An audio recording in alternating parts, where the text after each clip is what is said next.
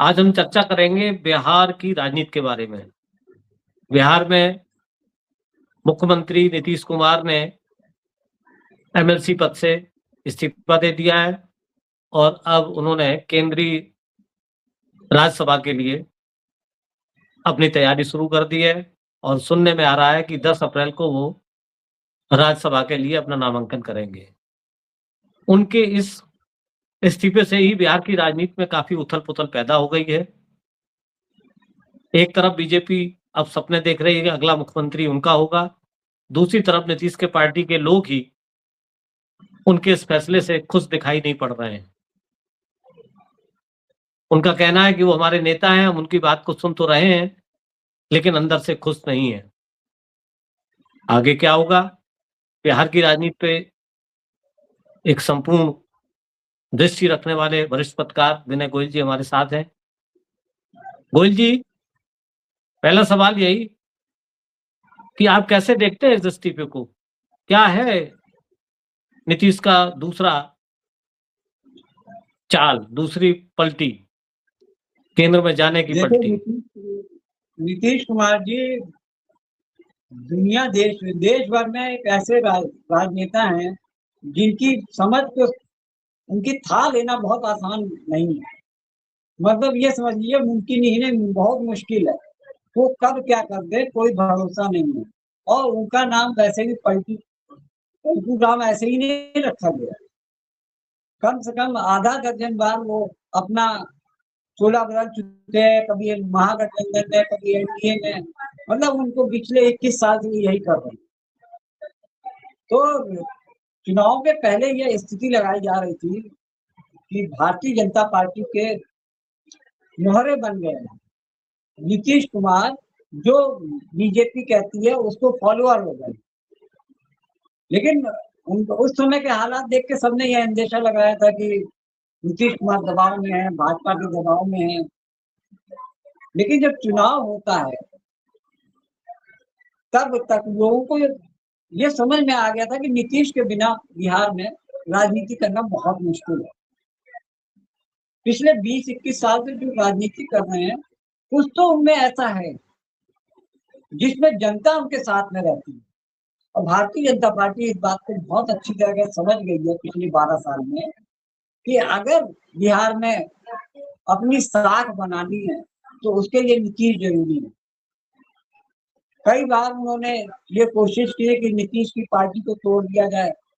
आपको तो याद होगा आरसीपी सिंह जो जनता दल यू में सेकंड पोजीशन पे थे, उनको सरकार ने अपने कैबिनेट में शामिल करके उनकी पार्टी को तोड़ने की कोशिश की। लेकिन समय रहते हुए नीतीश कुमार वो हो गए, सावधान हो गए, उन्होंने पार्टी से उनको बेदखल कर दिया।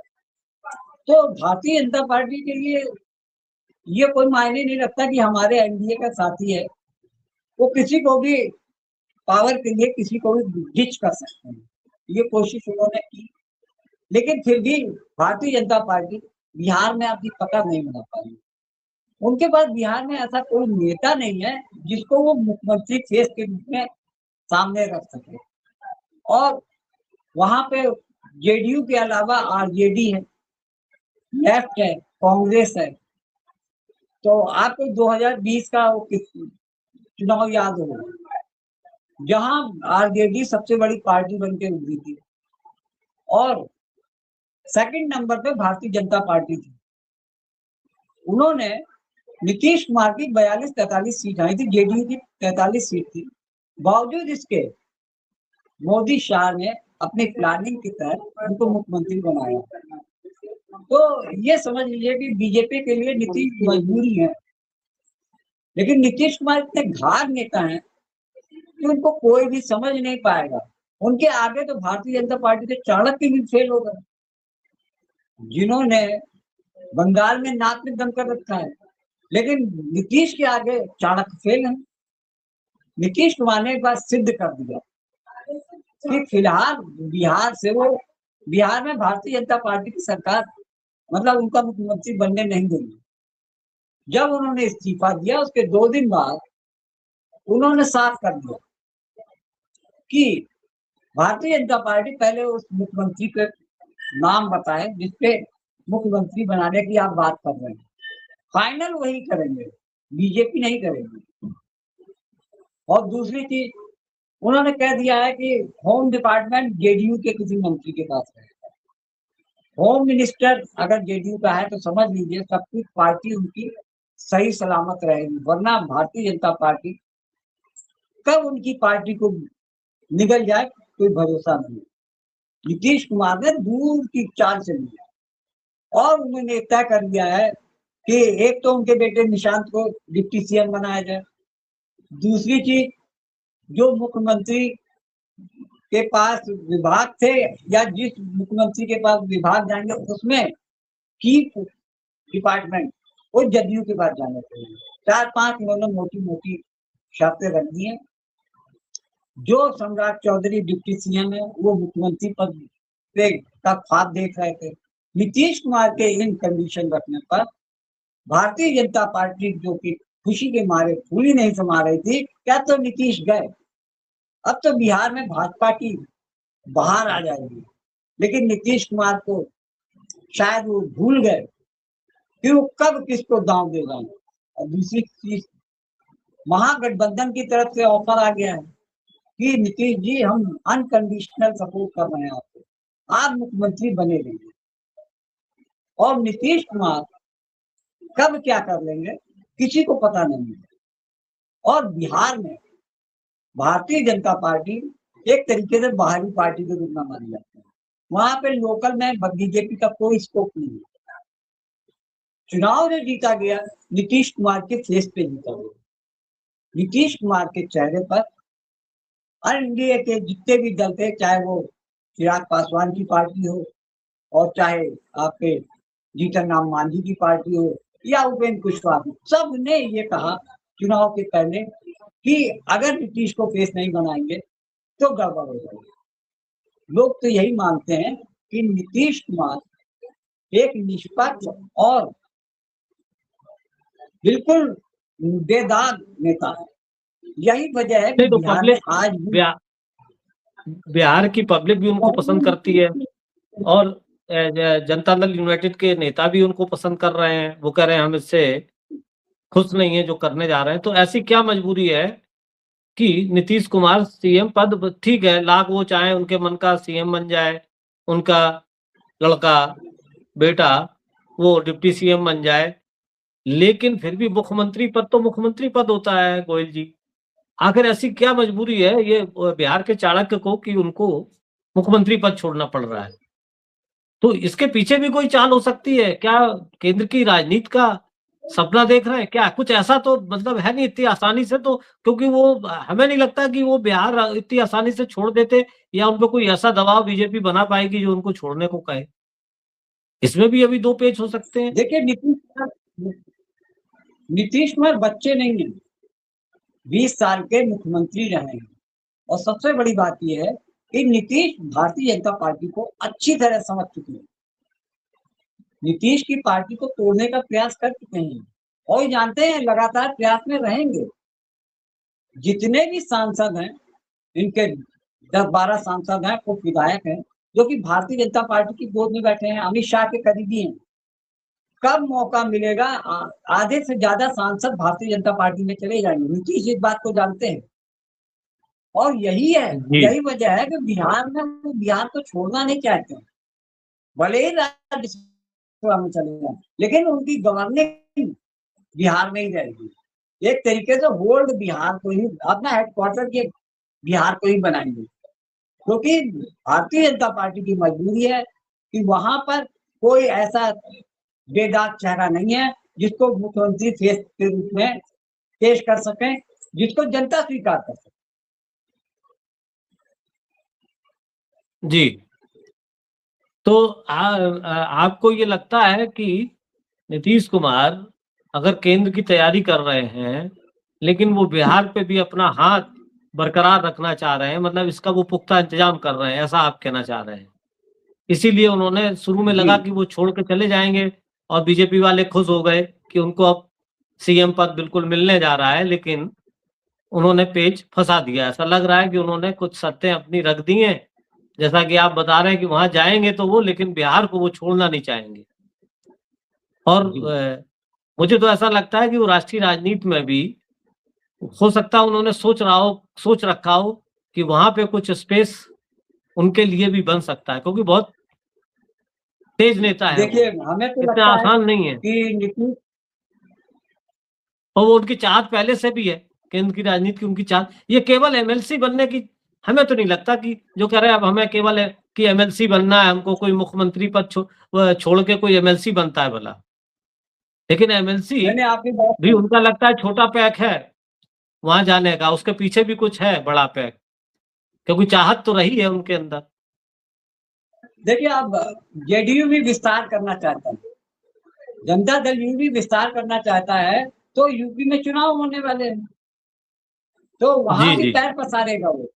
तो और दूसरी चीज, इतना बड़ा रिस्क एक आदमी इस बात के लिए ले रहा है कि कोई भी आदमी हाथी पे बैठने के बाद गधे की सवारी नहीं करना चाहता। हाँ राज्यसभा सीट उनके लिए कौन सी बड़ी चीज है। हाँ एक प्रदेश को मुखिया 20 साल तक रहा है व्यक्ति, वो राज्यसभा के लिए मुख्यमंत्री पद ठुकरा देगा। एक समझने हाँ, वाली वही बात तो, वही वही समझने वाली बात है। है, बिल्कुल। और सबसे बड़ी चीज है, सामाजिक जो संदेश आता है, उनको लगा कि चुनाव हमारे नाम पे जीता गया है, तो बीजेपी कैसे हमको हैंडल कर सकती है। हम बीजेपी को हैंडल करेंगे क्योंकि हमारा बेस है वहां पे, हमारा मतलब ग्राउंड पे पकड़ है। यही वजह है, वो नहीं, वो बिहार को बीजेपी के फ्री हैंड नहीं छोड़ सकते। जो हालात दिख रहे हैं, बीजेपी इस समय जैसा ठगा सा महसूस कर रही है। कितनी मेहनत करके, कितना एसआईआर करवा के, चुनाव आयोग से मिली भगत करके, वो स्कीम चलाकर प्रचंड बहुमत की सरकार बनी, और वो ख्वाब देख रहे थे कि अब तो बीजेपी का आदमी नेता मुख्यमंत्री बन जाएगा। नीतीश कुमार के बच्चे हैं, उनको नहीं समझ में आ रहा था, तो वो अच्छी तरीके से समझ गए हैं कि ये डाल डाल हैं तो हम पात पात हैं। तो एक तरीके से ये कहिए कि बीजेपी ने बिहार में इतनी मेहनत की, चुनाव जीता, और मुख्यमंत्री का ख्वाब देख रहे थे, तो हालात ये है कि आगे कुआं पीछे खाई, वो नीतीश को छोड़ नहीं सकते, और नीतीश के पास तो खुला ऑफर है। वो किसी ना किसी वक्त, नीतीश की कोई गारंटी तो है नहीं कि वो हमेशा एनडीए में रहेंगे, महागठबंधन में आते जाते रहेंगे। तो नीतीश कुमार का जो चाल चरित्र चेहरा है कि वो किसी को भी दगा देने में, कोई भी फैसला लेने में चूकते नहीं है। ये आप पिछला इतिहास उठा के देख सकते।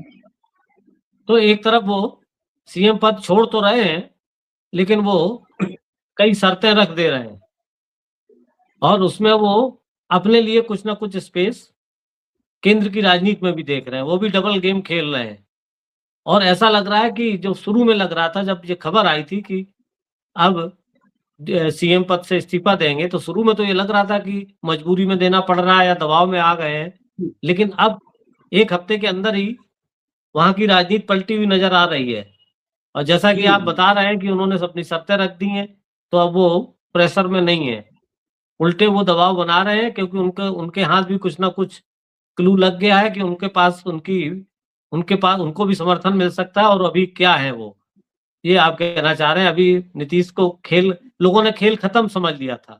कुछ तो कहते थे उनका स्वास्थ्य ठीक नहीं है, अब बीजेपी ने उनको दबाव में ले लिया है, और वो महाराष्ट्र जैसा स्थिति बिहार में बनेगी, लेकिन अब नीतीश कुमार का ऐसा लग नहीं रहा है। आप यही कहना चाह रहे हैं आने वाले? जी जी हाँ, जी बात करिए। जी जी, हाँ, मैं जो आने वाले, वहां पे जो, हाँ, आने वाला समय बताएगा, क्योंकि 10 तारीख अब दूर नहीं, 10 तारीख अगर वो वहां राज्यसभा का सदस्यता लेते हैं, तो उसके पहले या उसके जस्ट बाद उनको सीएम पद छोड़ना पड़ेगा, या छोड़ के ही जाना पड़ेगा। जी, क्या कहना चाह रहे थे आप? देखिए लोग तो चुनाव के वक्त यही कह रहे थे कि बिहार में शिंदे वाला कांड एक बार फिर से दोहराया जाएगा, जैसे महाराष्ट्र में हुआ था। नेतृत्व में शिंदे के चुनाव लड़ा गया, जब मुख्यमंत्री पद बनाया गया तो उन्होंने वहां पे देवेंद्र फडणवीस को बना दिया गया। लोग यही कह रहे थे, चर्चा थी कि बिहार में एक और नया शिंदे ढूंढा जा रहा है। तो नीतीश को शिंदे बनाया जा रहा था, इस बात की बड़ी चर्चा रही, लेकिन नीतीश ने जिस धैर्यता से, जिस शांति के साथ में बहुत महीन चाल चली, उससे साफ पता चल गया कि नीतीश चाणक्य के भी चाणक्य हैं। राजनीति के वो भाजपा के चाणक्य हैं, तो पूरे बिहार की राजनीति के चाणक्य हैं कि बहुत सोच समझ के, बहुत शांतिपूर्वक, धैर्य पूर्वक उन्होंने हर चीज पर, हर एंगल पे सोचा, उसके बाद उन्होंने ये सब कंडीशंस रखी। तो ये मान लीजिए कि बिहार से आप नीतीश कुमार अपने को दूर नहीं करने वाले हैं, वो पैनी निगाह वहां की राजनीति पर बनाए रखने की कोशिश में लगे। जी, बहुत धन्यवाद। और आप ये स्थिति क्लियर है या ये चीज़ अब सामने आ गई है कि बिहार, कुछ दिन पहले जो लोग कह रहे थे चुनाव से पहले कि अब नीतीश कुमार का स्वास्थ्य ठीक नहीं है, अब वो राजनीतिक रूप से चुक चुके हैं और आगे क्या होता है, चुनाव बीजेपी मिलके लड़ रही है, लेकिन बीजेपी महाराष्ट्र का खेल दोहरा देगी, ये सब बातें कही जा रही थी। लेकिन आपने बिल्कुल सही कहा कि जिस धैर्यता के साथ और जिस तरह से वो चुनाव के दौरान नज़र आए, ऐसा नहीं लगता कि चुनाव के दौरान उनका स्वास्थ्य कहीं लगा हो। बाकी वो एक्टिंग करते रहे, क्या करते रहे, उनका कई बार दिखा, लेकिन पूरे चुनाव में वो कितने गंभीरता से और कितनी मेहनत से और कितना, कहीं ऐसा नहीं लगा कि जहाँ वो नीतीश कुमार, वही वाले नीतीश कुमार परफॉर्मेंस में ना दिखे हों और चुनाव उन्होंने अपने तरफ किया। इसमें भी कोई शक नहीं, बीजेपी के साथ मिलके, और उसके बाद मुख्यमंत्री पद भी उन्होंने लिया। अब उनका अगला निशाना क्या है? वो केंद्र की राजनीति पर निगाह डाल रहे हैं। अगर वहाँ डाल रहे हैं तो बिहार को भी वो छोड़ना नहीं चाहेंगे, क्योंकि आपने बिल्कुल जो शुरू में कहा कि वो घुटे हुए राजनीतिक हैं, कोई नए खिलाड़ी नहीं हैं। ये बात तो बिल्कुल सच है और देखते हैं, 10 अप्रैल भी नज़दीक है, आगे क्या होता है।